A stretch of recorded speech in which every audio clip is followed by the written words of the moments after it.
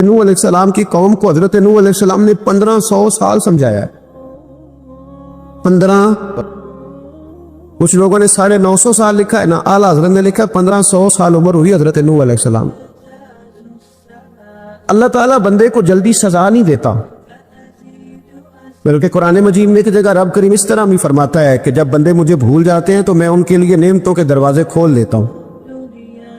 بندہ سمجھتا ہے کہ میں کچھ تو ہے نا کہ میرے اندر کہ میں جدھر جاتا ہوں خیر ہی خیر ہو جاتی ہے. وہ سمجھتا ہے کہ میری عقل ہے، حالانکہ اللہ اسے ڈھیل دیتا ہے. کوئی آدمی اپنی سمارٹنس پہ خوش نہ ہو جائے کہ 20 سال ہو گئے میں تو نافرمانی بھی کر رہا، روٹی بھی پک رہی ہے، میں تو حرام بھی کھا رہا ہوں، پھر بھی سب ٹھیک ہے. 1500 سال مہلت دی. پھر حضرت نوح کہنے لگے اللہ میں نے تو بڑا سمجھایا، نہیں باز آتے. تو رب کریم نے فرمایا کشتی بناؤ. اللہ کے پیغمبر کشتی بنانے لگے تو قوم مذاق اڑانے لگے. اب کیا کرنے لگے ہو؟ اب کشتی بنانے لگے ہو، خیر تو ہے، قوم مذاق اڑا رہی ہے. حضرت نوح علیہ السلام کا آپ نے کشتی بنائی، پانی کہاں سے نکلا؟ نہ بارشیں ہوئی نہ سیلاب آئے. ایک تندور تھا، اس کے اندر سے پانی نکلنا شروع ہو گیا. کبھی تو دور سے بھی پانی نکلا ہے، پر جب نکالنے والا چاہتا ہے تو وہاں سے بھی ایک تندور سے پانی نکلا. اتنا نکلا، اتنا نکلا، اتنا نکلا کہ قوم ساری ڈوب گئی. قرآن مجید کے صفحات شہادت دیں گے کہ حضرت نوح کی قوم کا بچہ بچہ بہہ گیا. بچے صرف وہ تھے جو حضرت نوح کے ساتھ ہو گئے، تباہ ہو گئی. اللہ بے نیاز ہے، بے نیاز. 1500 سال مہلت ملے اور تو پھر بھی کہے رب بڑا کریم ہے، معاف کر دے گا. 1500 سال تجھے گنجائش دے اور تو کہے کوئی نہیں، بات معافی ملنی چاہیے ابھی بھی. حضرت سیدنا ابراہیم علیہ السلام جب میدان عمل میں نکلے تو حضرت ابراہیم علیہ السلام نے اپنے گھر سے جہاد شروع کیا. لڑنا پڑا، گھر کے اصولوں سے، چچا نے جو رواج بنائے ہوئے تھے اس رواج سے ٹکرائے. فرمایا میں اپنے گھر کے اندر یہ بت پرستی نہیں ہونے دیں گا. چچا کو ایک دفعہ نہیں، بار بار 100 دفعہ سمجھایا. آپ کا چچا بت بنا کے بیچا کرتا تھا. حضرت ابراہیم علیہ السلام تھوڑے بڑے ہوئے تو کہنے لگا کہ چلو میرے ساتھ، تم بھی بت بیچنے ہیں، ہمارا کاروبار ہے. حضرت ابراہیم ساتھ نکلے تو بت پکڑا ہے، گندے پانی کے اندر اس بت کو ڈبوتے ہیں، کہتے ہیں کسی نے خریدنا ہے تو خرید لو، نہ یہ نفع دے سکتا ہے نہ نقصان دے سکتا ہے. جو اپنا آپ نہیں بچا سکتا تمہیں کیا بچائے گا، خریدنا ہے تو خرید لو. چچا کہنے لگا تو کاروبار چمکا رہا ہے کہ تباہ کر رہا ہے. گھر میں بڑے معاملات خراب ہوئے، جھگڑے ہوئے، لیکن حضرت ابراہیم علیہ السلام ایک منٹ کے لیے بھی اپنے گھر کے اندر بھی کمپرومائز کرنے کو تیار ہے. یہ تھوڑا مشکل میں نے پہلو چھیڑ دیا ہے، یہ تھوڑا مشکل پہلو چھیڑ دیا ہے. بڑا سمجھدار آدمی ہے پر بیوی سے پردہ نہیں کرا سکتا. سیانا ہے، پنچایت کا بندہ ہے، جو اس سے آپ کہیں گے وہ بات یہ سنائے گا، لیکن کہتا ہے نہیں جی میں نے کوشش کر لی ہے. کس قسم کی کوشش ہے صاحب، یہ کیسے ہو گیا؟ حضرت ابراہیم علیہ السلام نے گھر کے اندر سے فرمایا نہیں کرنے دوں گا. گھر کے اندر بھی ٹکرائے، فرمایا تم جو بھی ہو پاش پاش کیا چچا کے اصولوں کو. اور باہر جب نکلے تو صرف علاقے کے چیئرمین سے نہیں ٹکرائے، ایم پی ایم این اے وزیر مشیر سے نہیں ٹکرائے. سپر پاور نمرود دنیا کا واحد حکمران تھا اس وقت، دوسرا کوئی حکمران ہی نہیں تھا. اکیلے حکمران سے جا کر ٹکرائے. کوئی ساتھ فوج نہیں تھی، کوئی ساتھ ان کے طاقت بظاہر دنیا داری کی کوئی نہیں تھی، پر حضرت ابراہیم جا کے ٹکرائے. اور میرے رسول پاک صلی اللہ علیہ وسلم نے سند بیان کی، فرمایا افضل الجہاد کلمۃ الحق عند سلطان الجابر. فرمایا سب سے افضل جہاد یہ ہے کہ تو ظالم بادشاہ کے سامنے کھڑے ہو کے حق بات بیان کر دے. یہ سب سے بڑا جہاد ہے، یہ سب سے افضل الجہاد کلمۃ الحق عند سلطان الجابر، سب سے بڑا جہاد. حضرت ابراہیم کھڑے ہو گئے، سپر پاور سے ٹکرائے. یہاں ہم لوگ حکمتوں کا شکار ہیں، دیکھیں گے، کریں گے، سوچیں گے. اور مولوی صاحب کو ویسے کہتے ہیں آپ پرہیز کریں سیاسی باتوں سے.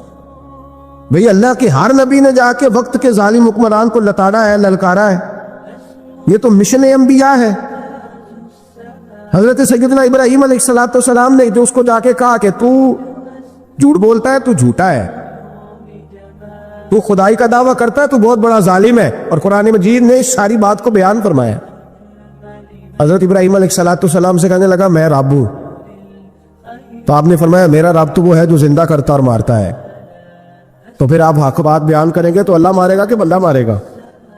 کچھ بھی نہیں ہوتا, کیونکہ زندگی موت کس کے ہاتھ میں ہے؟ اللہ کے ہاتھ میں. زندگی موت اللہ, کچھ بھی نہیں ہوتا. انسان صحیح سمت کا تعین کرے اور صحیح چلے. حضرت علی شیر خدا سے کسی نے کہا تھا کہ آپ کے بڑی دشمنی ہے, کوئی محافظ رکھ لے. آپ فرمانے لگے موت خود بہت بڑی محافظ ہے, وقت سے پہلے آتی نہیں. بڑی محافظ ہے وقت سے پہلے. علامہ نورانی رحمۃ اللہ تعالی علیہ کراچی جیسے شہر میں رہا کرتے تھے جہاں گام گام پہ خطرہ تھا. لوگوں نے کہا حضرت اتنے بڑے لیڈر ہو, آپ کی جماعت کی 62 سیٹیں ہوئی قومی اسمبلی میں, ایک ایسا وقت بھی آیا تو کوئی ایک آدمی بندوق والا.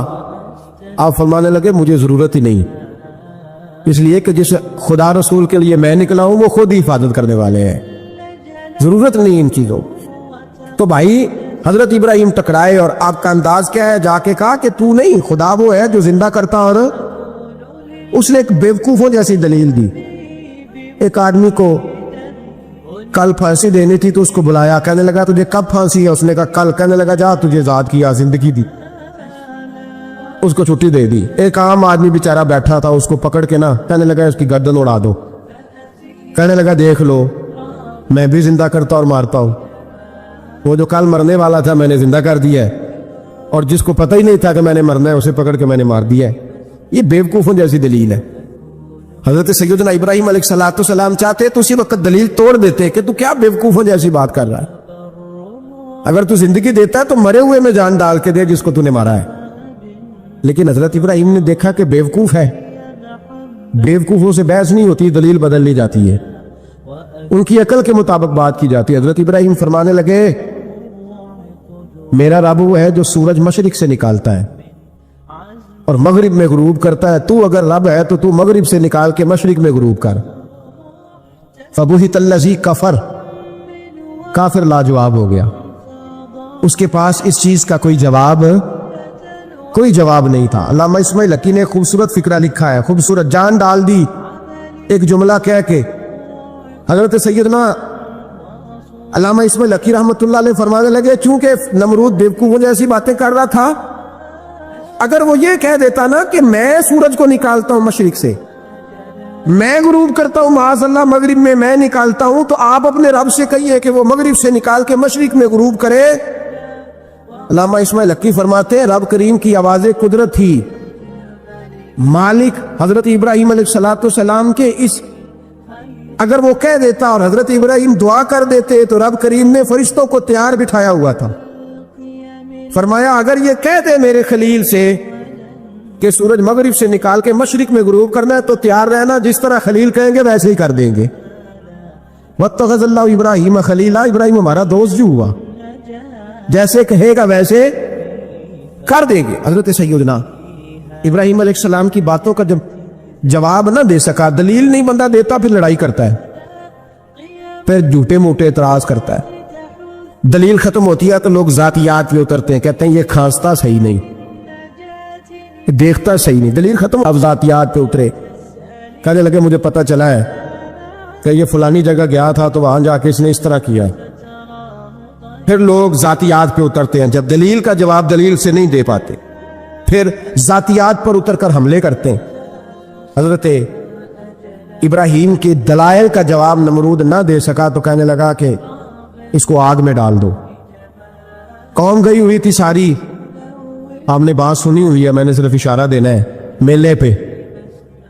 تو حضرت سیدنا ابراہیم علیہ السلام نے سارے بت توڑ دیے, کلاڑا بڑے بت کی گردن پہ رکھا. واپس آئے, کہنے لگے بت کس نے توڑے ہیں؟ تو فرمایا اس سے پوچھو جس کی گردن پہ کلاڑا ہے. کہنے لگے یہ تو بول ہی نہیں سکتا. تو فرمانے لگے بڑے بیوقوف ہو جو بولتا ہی نہیں, سنتا ہی نہیں, اپنا آپ نہیں بچا سکتا, اس کی پوجا کرتے ہو. کہنے لگے پکڑو دلیلیں ختم ہو گئی، اس کو آگ میں ڈالو۔ بہت بڑی حویلی 45 فٹ مربع پہ مشتمل ایک حویلی بنائی گئی اور 45 فٹ اونچی۔ مختلف روایات، علامہ اسماعیل حقی کہتے ہیں کہ 3 مہینے تک نمرود نے کہا کہ اس کے اندر لکڑیاں ڈالو۔ لوگ پوچھنے لگے کتنی دنیا جلانی ہے؟ کہنے لگا بندہ تو ایک جلانا ہے، پر بندہ بڑا تگڑا ہے، ایک بندہ۔ 3 مہینے لکڑیاں ڈالی گئیں، اور لوگوں کی جو تہمات ہوتی ہیں نا وہ بڑی عجیب ہوتی ہیں۔ تہمات میں نے بڑی تفصیل سے رمضان المبارک میں گفتگو کی تھی۔ بدشگونی، تہمات لوگ لیتے ہیں، اس وقت بھی لوگ تہمات کا شکار ہو گئے۔ عقیدہ بگڑ جاتا ہے تو وہ عجیب و غریب باتیں کرنے لگتا ہے، تہمات کا شکار ہو گئے۔ بیویاں نظر مان کی، میں بیمار ہوں، اگر صحیح ہو گئی تو اتنے من لکڑی دوں گی حضرت ابراہیم کی آگ جلانے کے لیے۔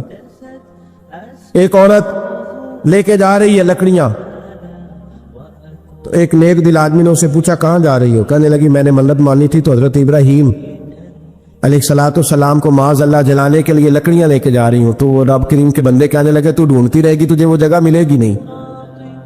وہ بی بی کئی مہینے گھومتی رہی، جگہ ہی نہیں ملی جہاں لکڑیاں ڈالنی، ماری گئی۔ تہمات کا شکار ہوئے بہت سارے لوگ، تہمات کا۔ بھائی تہمات دین کے اندر منع ہے۔ تہمات دین میں کوئی نظر ماننا، کوئی کسی بزرگ کے مزار پہ جا کے صالح ثواب کے لیے کوئی چیز ماننا، یہ تو درست ہوا، لیکن غیر شرعی نظریں مان لینا کہ میں آ کے گرد چکر لگاؤں گا، میں جناب وہاں جا کے یہ والا تماشا کروں گا، میں دھاگا باندھوں گا، میں رسا کاٹوں گا، میں وہاں گندے ہو سے پانی پیوں گا، ان کی شریعت اجازت؟ یہ تہمات ہیں، بدشگونی ہے، دین میں ان کی کوئی گنجائش۔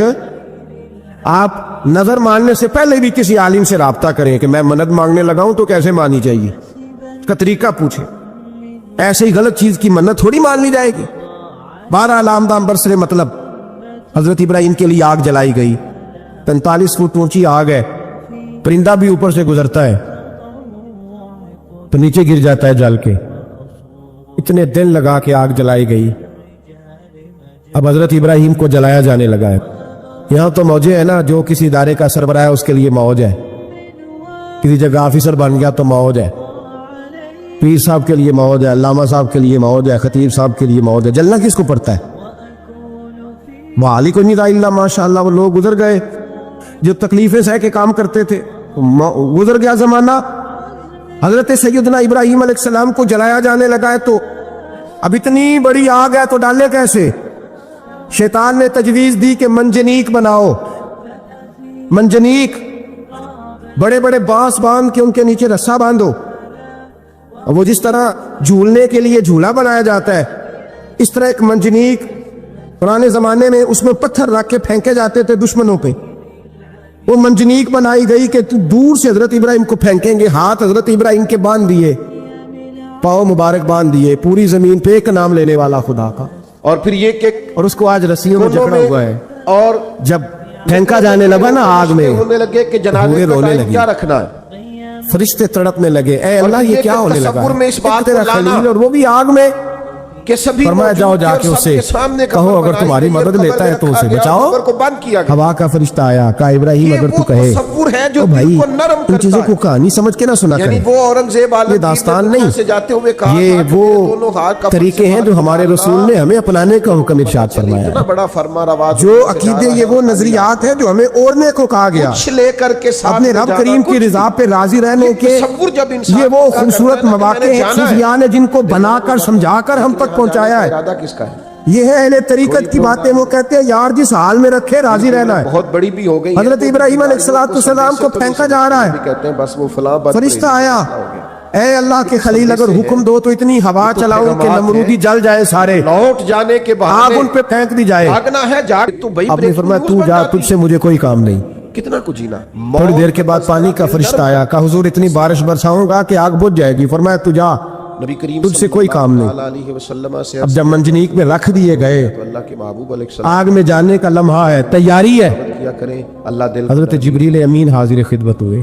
یہ قرآن مجید نا یہ شفا ہے. کہا ابراہیم کوئی حاجت؟ فرمایا تجھ سے کوئی نہیں. قرآن ما ہوا شفا. کہا چلو مجھ سے نہیں تو رب کریم سے ہی بات کر لو. مجھے پتا ہے میں چھوٹا ہوں، آپ مجھ سے مدد کیوں لوگے، رب کریم سے ہی بات کر لیں. تو حضرت ابراہیم کہنے لگے جبریل یہ بتا، رب کو نہیں پتا اس کا خلیل کس حال میں ہے؟ اسے نہیں پتا میں کس حال میں ہوں، میرے ہاتھ بندے ہیں پیر بندے ہیں آگ میں، اسے نہیں پتا.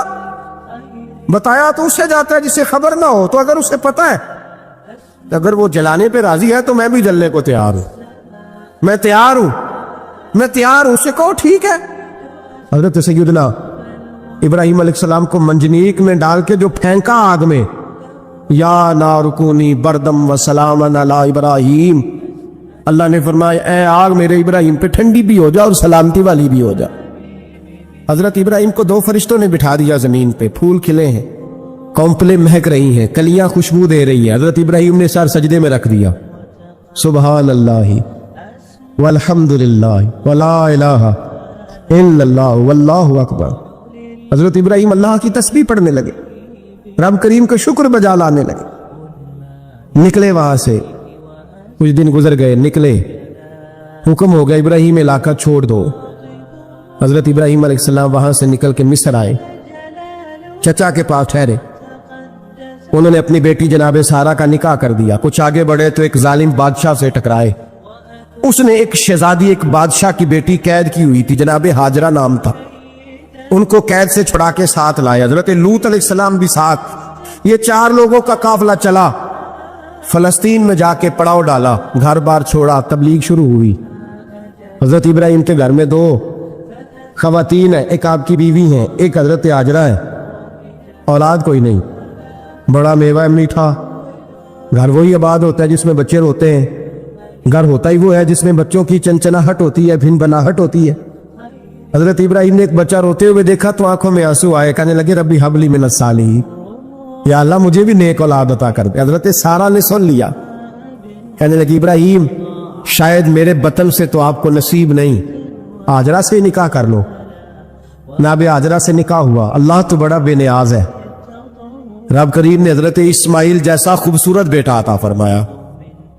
بیٹا کالا سیاہ بھی ہو تو سینے کی ٹھنڈک ہوتا ہے، پر یہ تو وہ بیٹا ہے جس کی پیشانی میں نور محمدی چمکتا ہے صلی اللہ علیہ وسلم. حضرت سیدنا اسماعیل اتنے خوبصورت. اب جس بیوی کے ہاں بیٹا تھا، بیٹھنا اٹھنا بھی زیادہ اس کے پاس، آنا جانا بھی اس کے پاس، توجہ ادھر ہو گئی. جناب سارہ رشک کرنے لگی. ایک دن کہنے لگی اسے چھوڑ آ جنگل میں. بعد یہ غیر زیزر مکے کے پاس، بھائی ایک بیٹا عالم دین بنا لو. کہنے لگا روٹی کہاں سے کھائے گا؟ تیرے 5 بیٹے ہیں، کو حافظ قرآن بنا، کہتے روٹی کہاں سے کھائے گا؟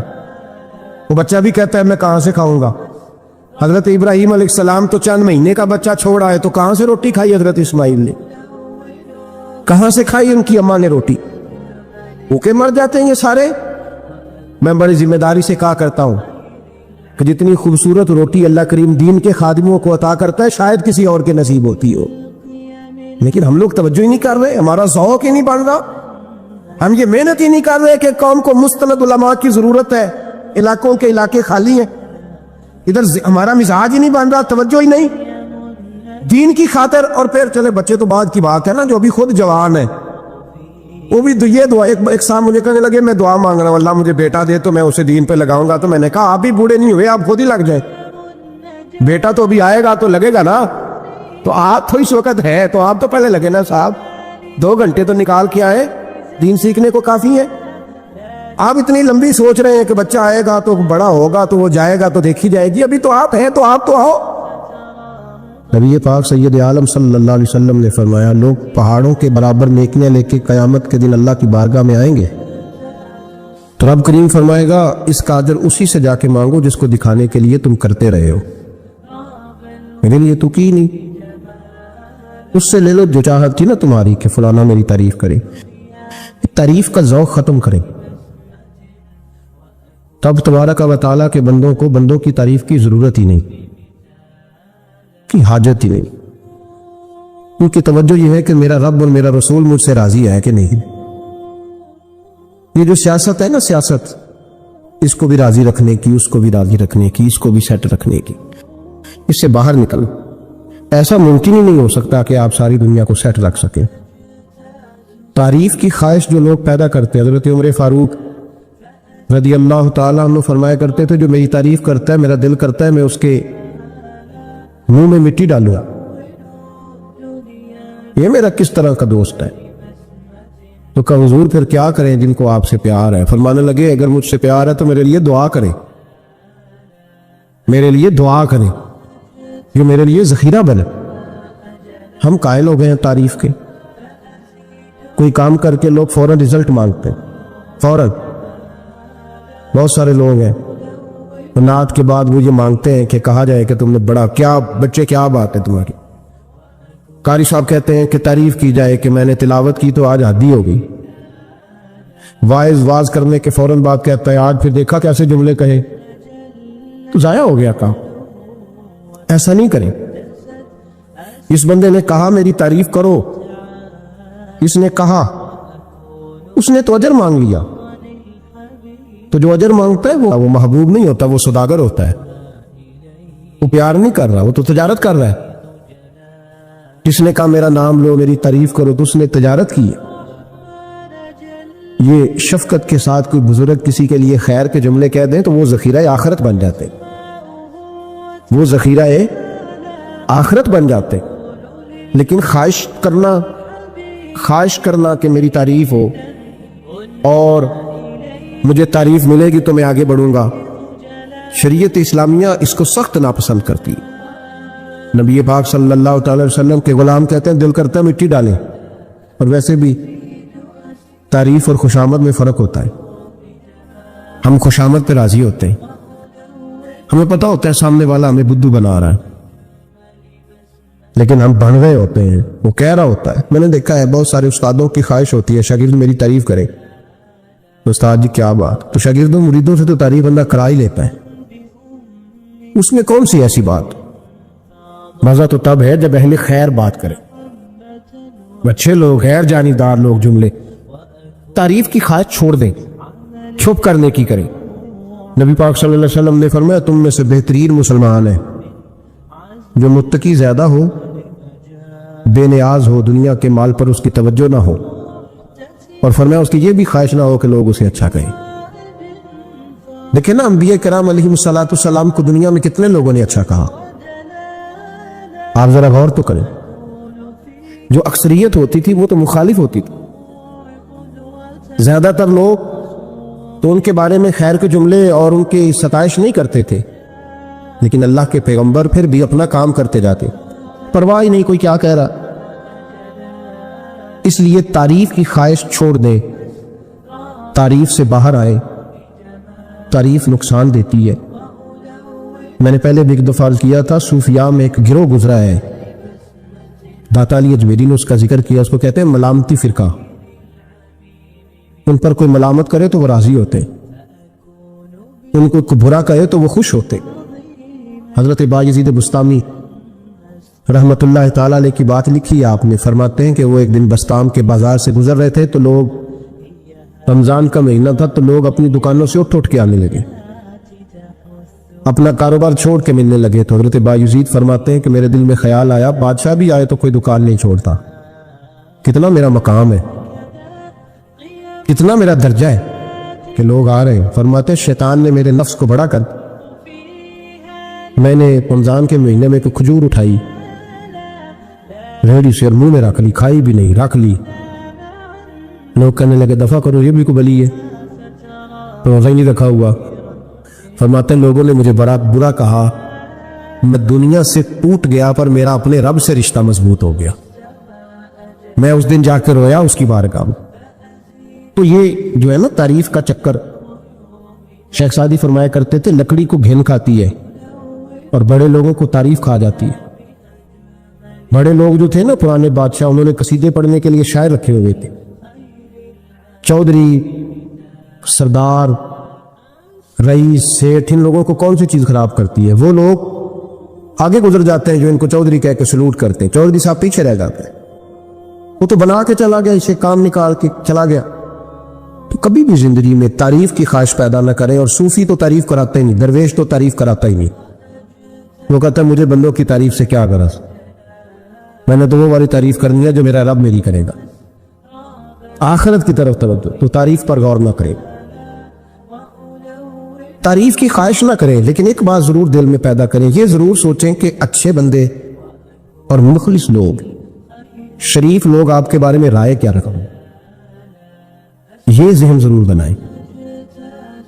मुखलिस जो आपसे मुखलिस है, मुखलिस लोग, अच्छे लोग, शरीफ लोग आपके बारे में क्या राय रखते, उस राय का ख्याल रखना भी दीन का हिस्सा है।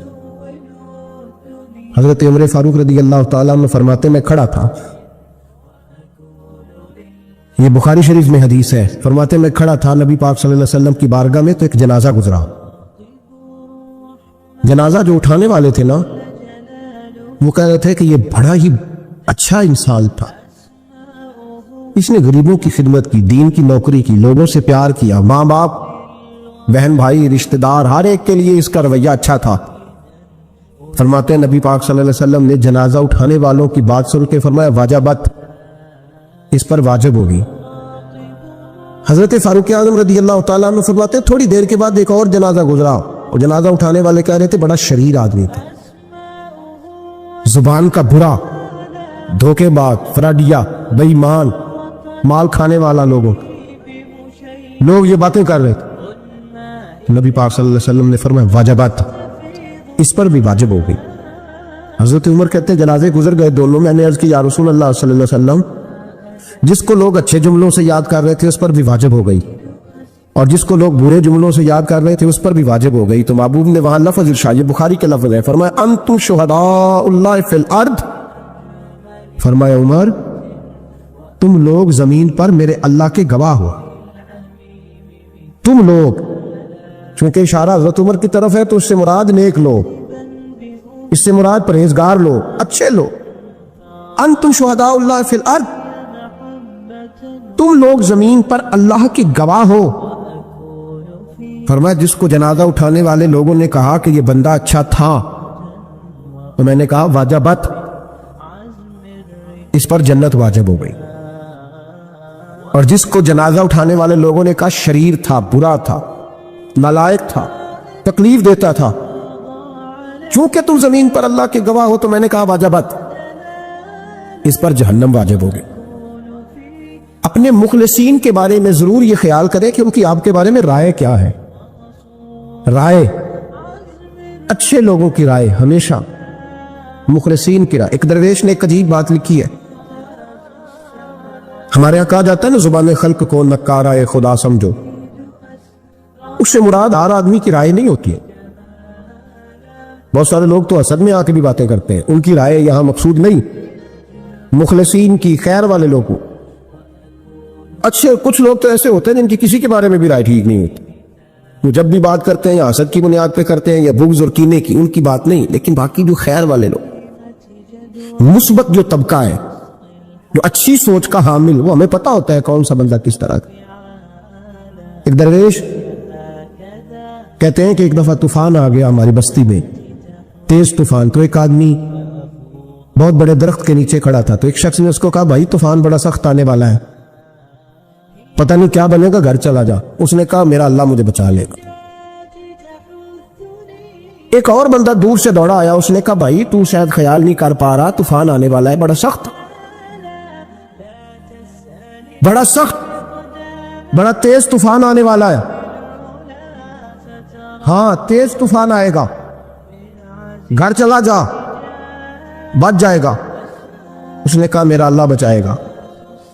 फिर एक तीसरा शख्स आया जो उससे प्यार करता था, उसने भी यही जुमले कहा, घर लौट जा, तूफान तेज है, तू बच जाएगा, वरना पता नहीं क्या बनेगा। तीन लोगों ने पैगाम दिया, उसने तीसरे को भी कहा मेरा अल्लाह मुझे बचाएगा। अब उन लोग तो चले गए, अचानक तूफान तेज आया, दरख्त का एक बहुत बड़ा हिस्सा टूटा, मोटी लकड़ी टूटी, उसके सर पे लगी, तो बंदा इंतकाल कर गया।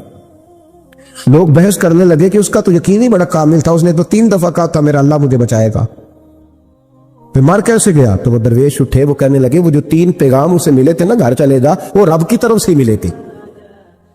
वो जो 3 मुखलिसीन ने उसे आके कहा था ना कि बच जा इस गली से, तो वो भी आवाज़ें कुदरती थी, वो भी उसे अल्लाह, देखे ना रब करीम تو زمین پر اتر کر سامنے کھڑے ہو کر تو کلام نہیں نہ کرتا، وہ کسی نہ کسی رنگ میں، کسی نہ کسی انداز میں اپنے بندوں کو کسی نہ کسی وسیلے سے پیغام دیتا ہے نا۔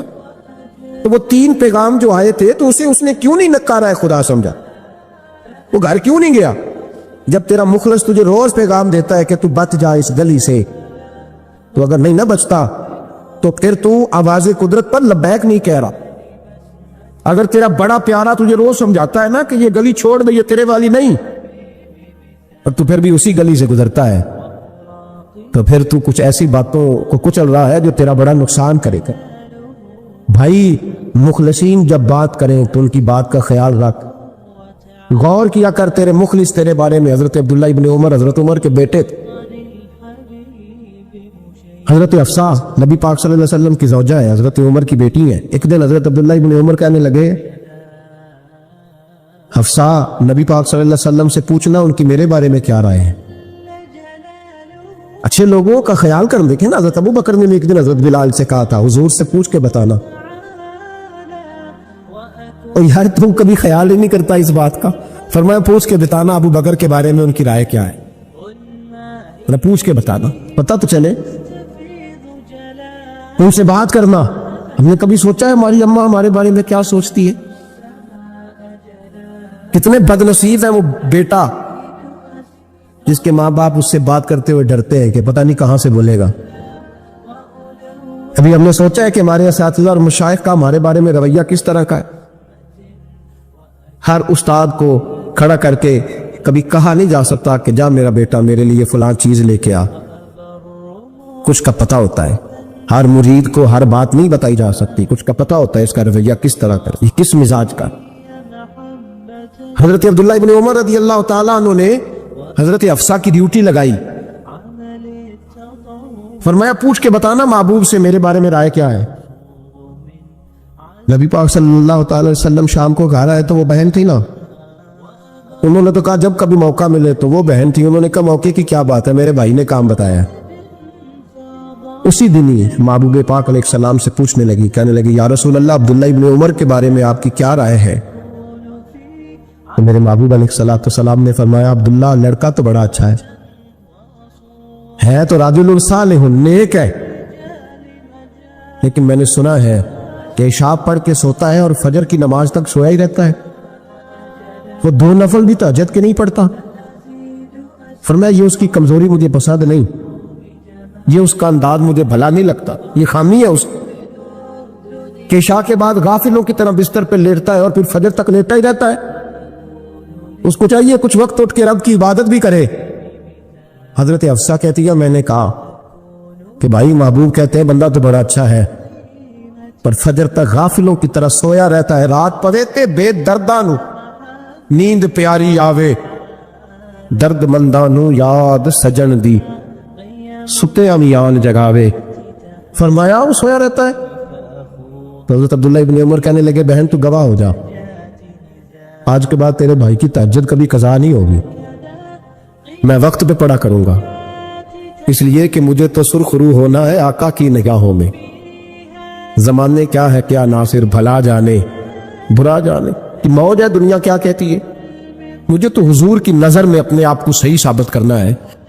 تو یاد رکھیں اہل خیر کی ہمارے بارے میں رائے کیا ہے، اس کی ہمیں خبر ہونی چاہیے۔